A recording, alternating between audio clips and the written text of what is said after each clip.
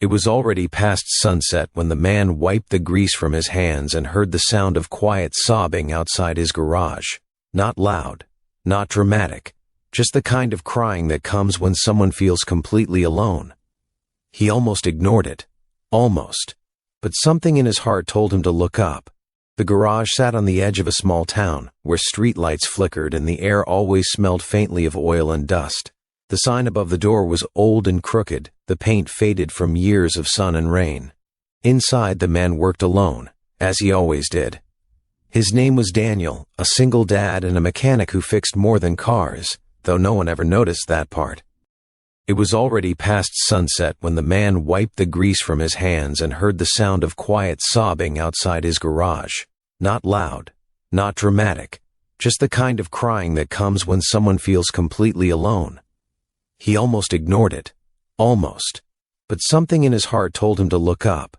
The garage sat on the edge of a small town, where streetlights flickered and the air always smelled faintly of oil and dust. The sign above the door was old and crooked, the paint faded from years of sun and rain. Inside, the man worked alone, as he always did. His name was Daniel, a single dad and a mechanic who fixed more than cars, though no one ever noticed that part. Daniel set down his wrench. "You okay, kid?" he asked gently, stepping into the warm glow of the garage light. The girl looked up, startled. Her eyes were red, mascara smudged from crying. She quickly wiped her face, embarrassed. I don't have any money," she said before he could ask another question. "I'm not trying to steal or anything, I don't know what to do." Daniel smiled softly, the kind of smile that comes from understanding struggle. "Let's start with your name," he said. "I'm Daniel." "Emma," she whispered. He glanced at the tire, already knowing the problem. A simple flat. Nothing serious, nothing expensive. But to her, it felt like the end of the world. "Where are you headed, Emma?" he asked. "Home," she said, her voice cracking. "But my mom's out of the country. My driver didn't come, and my phone died. I tried calling earlier. No signal." Daniel nodded slowly. Life had taught him that bad days often arrived all at once. "Pop the trunk," he said. "Let's take a look." She hesitated. "I really don't have money. I swear I'll pay you back." Daniel waved his hand. "We'll talk about that later." As he worked, the rhythmic sound of tools filled the air. Emma stood nearby, hugging her arms, watching him like she was afraid he might disappear if she blinked. "You work here alone?" she asked. "Most days," he replied. "My son helps after school sometimes." "You have a son?" "Yeah. 12 years old, smart kid. Fixes bikes better than I do." That earned a small smile from her. Daniel noticed the car wasn't ordinary. It was expensive. Polished, the kind of vehicle you don't usually see parked outside a small-town garage. "Your mom buy you this?" he asked casually. Emma nodded. She works a lot." There was something in her tone, not pride, not joy, just distance. Within minutes, the tire was replaced. Daniel tightened the bolts, stood up, and brushed off his hands. "That should get you home safely," he said. Emma stared at him. "How much?" He paused. "Nothing," he said. "Just make it home." Her eyes widened. "Seriously?" "Seriously." Tears welled up again, but this time they were different. "Thank you," she whispered. "You don't know how much this means." Daniel shrugged. "I do. Actually."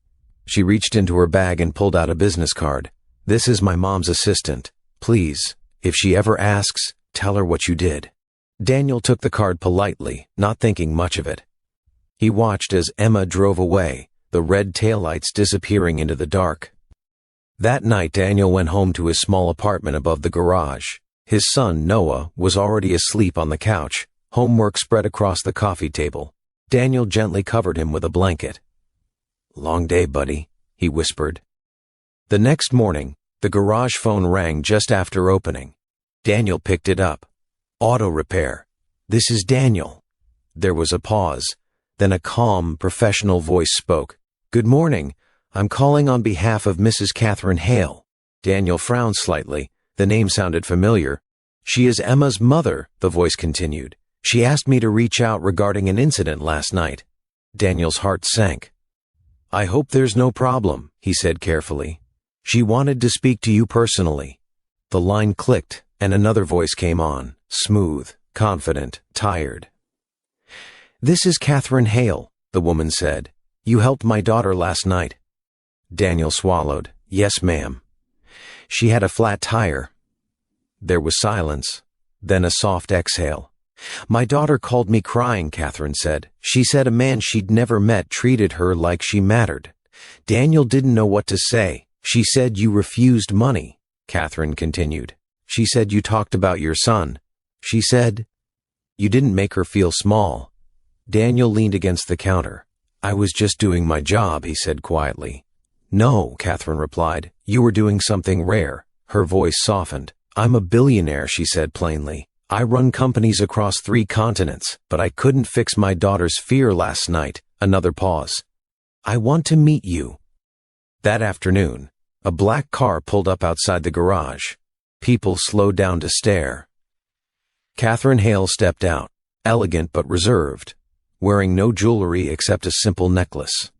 She walked straight toward Daniel. "Thank you," she said, extending her hand, "for seeing my daughter." Daniel shook it, unsure. Emma stepped out next, smiling shyly. "I told her everything," she said. Catherine looked around the garage. The old tools, the faded sign, the modest space. "Do you know," she said, "how many people would have charged her triple just because of the car?" Daniel nodded. "Yeah, and you didn't." Daniel shrugged again. She was scared. Catherine took a breath. "I grew up poor," she said. "I promised myself I'd never need anyone. Somewhere along the way, I forgot my daughter still does." She reached into her bag and pulled out a check. Daniel shook his head immediately. "I didn't do it for that." "I know," she said gently. "This isn't payment." He hesitated. "It's a thank you," she said, "and an investment." She explained her plan: funding for his garage, new equipment, scholarships for kids who wanted to learn a trade, opportunities Daniel never imagined. "But only if you want," she added, "no pressure." Daniel looked at Emma. Then he thought about Noah, about broken cars and broken people. "I'll accept," he said, "if it helps others." Catherine smiled. "That's exactly why I'm offering." Months later, Daniel's garage became a place of hope. Teens learned skills. Families found honesty. Noah worked beside his dad, proud and confident. Emma visited often, not because she needed repairs, but because she felt safe. And Catherine? She started coming too, not as a billionaire, but as a mother learning how to be present. Sometimes life changes not because of wealth or power, but because someone chose kindness when it wasn't required. Sometimes the smallest act of kindness can change someone's world.